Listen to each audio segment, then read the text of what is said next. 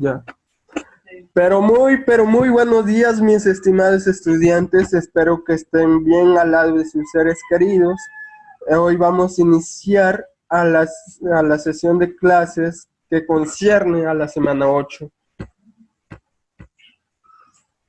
Pero antes de comenzar con el desarrollo de la clase, he tenido conveniente de compartirles dos imágenes. En esta primera imagen, ustedes apreciarán tres figuritas en que se relacionan. En el primer par de figuritas vemos un volante, un autobús. ¿Se relacionará? Claro que se relaciona, ¿no? Puede ser un instrumento o una parte del carro. Pero el timón no tiene su imagen o su par que se relaciona. Pero a continuación vemos una imagen, un barco o una embarcación. Entonces, la relación no sería ya de una parte de un autobús o un barco. Entonces, la relación va más allá. La relación es de dirección. Tanto el timón y el volante sirven para direccionar al autobús y al yate o al barco. Muy bien. En esta segunda imagen vemos un serrucho, una olla, un señor cortando una madera. Entonces, en el primer par de imágenes vemos que el serrucho se relaciona con este señor que está cortando una madera. Algunos me dirán que el serrucho es un instrumento de un carpintero. Muy bien. Pero la olla, ¿con qué se relacionará? Bueno, la olla es un utensilio doméstico que lo usan particularmente los cocineros. En este caso, en esta imagen, es la cocinera. Muy bien. Entonces, en base a estas cuatro imágenes, se ve relacionado, ¿no? Que de instrumento a profesión, ¿no? O, por ejemplo, el serrucho, o de instrumento a profesión o instrumento a oficio, ¿no? Por ejemplo, el serrucho es un instrumento que utiliza el carpintero y la olla es un utensilio doméstico que utiliza la cocinera o el cocinero. Muy bien. En base a eso, vamos a desarrollar las siguientes preguntas. Dentro de las imágenes, ¿qué relación encontramos? La primera relación entre el barco y el autobús, el volante y el timón. La relación va a ser que tanto el timón y el volante van a servir de dirección o de direccionar tanto al autobús y al barco o al yate. En el segundo caso, la relación que encontramos es que tanto el serrucho y la olla son materiales o utensilios que utilizan estos dos oficios. Tanto el cocinero utiliza la olla como el carpintero utiliza el serrucho. Vamos a resolver la siguiente pregunta. ¿A qué se deben ambas relaciones? Se deberán por semejanza. Ustedes me dirán por semejanza, por criterio de semejanza. Muy bien, por ahí. Entonces, ya hemos resuelto la segunda pregunta. Ahora vamos a ver qué criterios de relación empleaste. Puede ser el criterio de semejanza, de afinidad, ¿no? Entre otros criterios, ¿no? Ahora, como en base a estas preguntas, ustedes ya habrán sacado como conclusión que el tema de hoy a trabajar va a ser las analogías. Pero para saber acerca de las analogías es preciso saber sus objetivos. Como objetivos tiene potenciar la actitud del alumno para identificar relaciones. Segundo objetivo es optimizar el uso del idioma en sus aspectos lógicos y gramaticales. Como tercer objetivo y último es desarrollar el ingenio y la creatividad del estudiante. Ya hemos visto sus objetivos, ahora vamos a ver un poco de su introducción, hablar acerca de este tema muy interesante dentro del curso de actitud verbal. La analogía se dice que fue un vocablo que se introdujo a fines o a inicios del siglo XVI. En términos generales, una analogía es una relación de semejanza entre cosas muy distintas. Como segunda introducción o hablar para profundizar ya acerca de la analogía, se dice que es asimismo una de las formas de raciocinio de uso más frecuente en el campo científico, lingüístico y también hablar dentro de lo coloquial. También hablar de las analogías no solamente se habla en el campo de raciocinio, sino que permite la creación de una serie de instrumentos y dispositivos en el factor que facilita la cualificación del conocimiento y el desarrollo de las facultades intelectivas para analizar la realidad. Ya hemos hablado de la introducción, ahora vamos a hablar de la etimología. Ustedes saben que la etimología es el origen de las palabras y las analogías no se escapan a eso, o no son ajenas a eso. Se dice que la etimología proviene de dos voces griegas que, que se unen, conforman esa palabra analogía.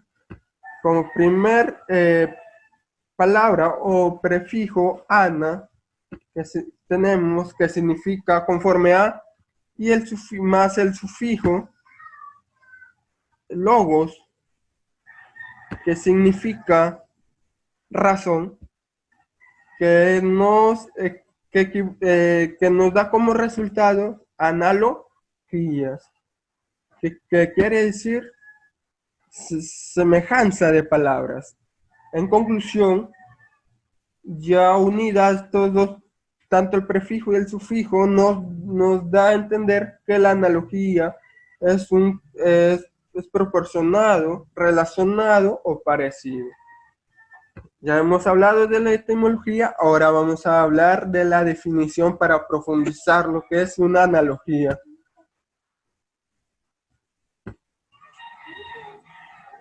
Una analogía es la similitud existente entre seres, objetos, fenómenos o conceptos distintos debido a que poseen algunas cualidades en común.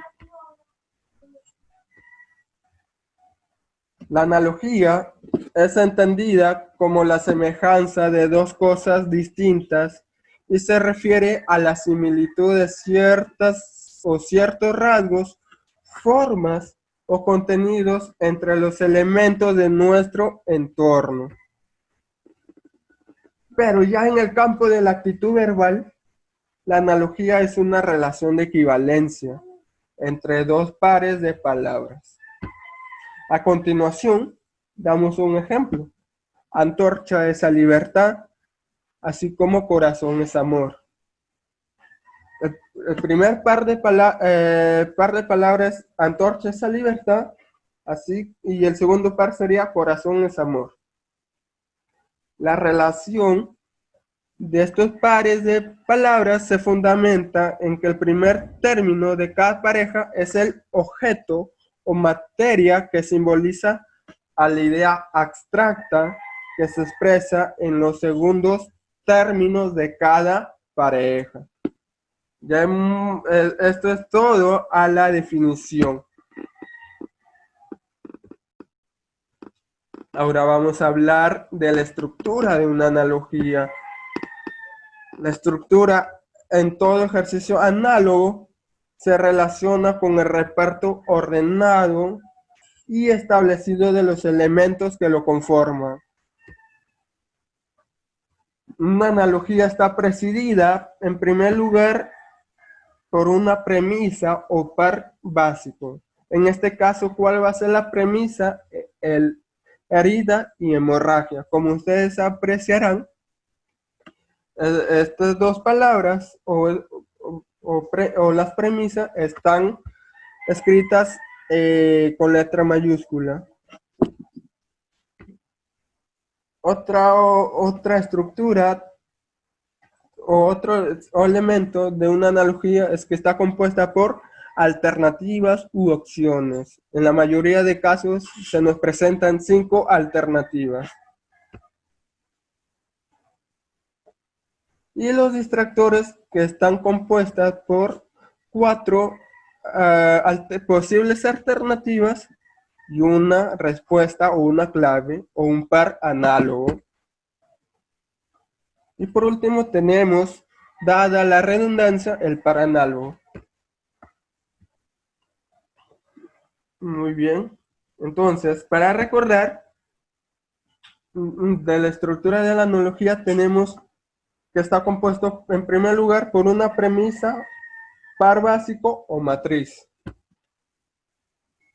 Como segunda estructura tenemos alternativas múltiples u opciones.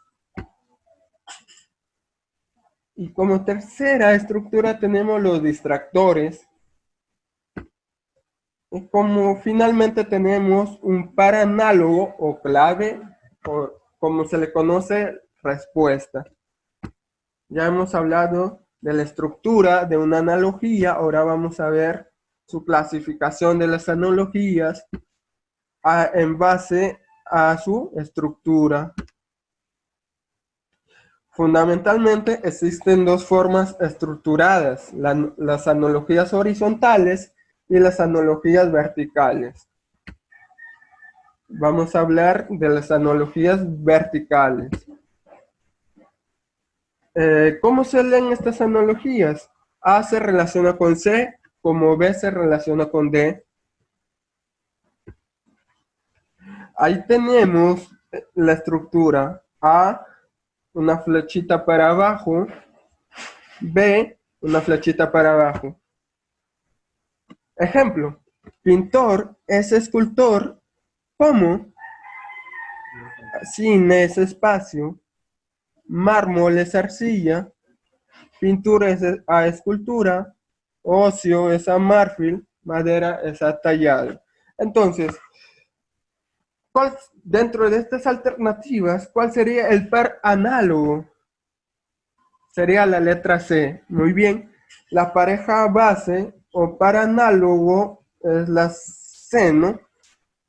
Pero está formada por dos tipos de artistas y la opción C, las formas de arte que practican. El pintor pinta, hace pintura y el escultor se dedica a la escultura. Ya hemos visto analogías verticales, ahora vamos a ver las analogías horizontales. Esto se lee A es a B como C es a D. Se estructura A, B y C, D. Ejemplo, medicina es de salud, como veneno es antídoto, pecado es a confección, memoria es a olvido, alimento es a vigor y mentira es a verdad. Donde el par análogo, la clave o respuesta es la letra C nuevamente. La pareja base expresa una relación que puede expresarse así: con la medicina se recupera la salud, así como el alimento se recupera el vigor, o en palabras comunes, la fuerza. Pero a estas estructuras tenemos una estructura simple o una forma de alternativa simple. Esto se lee: A se relaciona con B y C se relaciona con D. Ejemplo: tecnicismo, esa nomenclatura como vocablo, esa letra, coro, glosario, temario, diccionario, donde el análogo o la posible respuesta o clave es la letra E.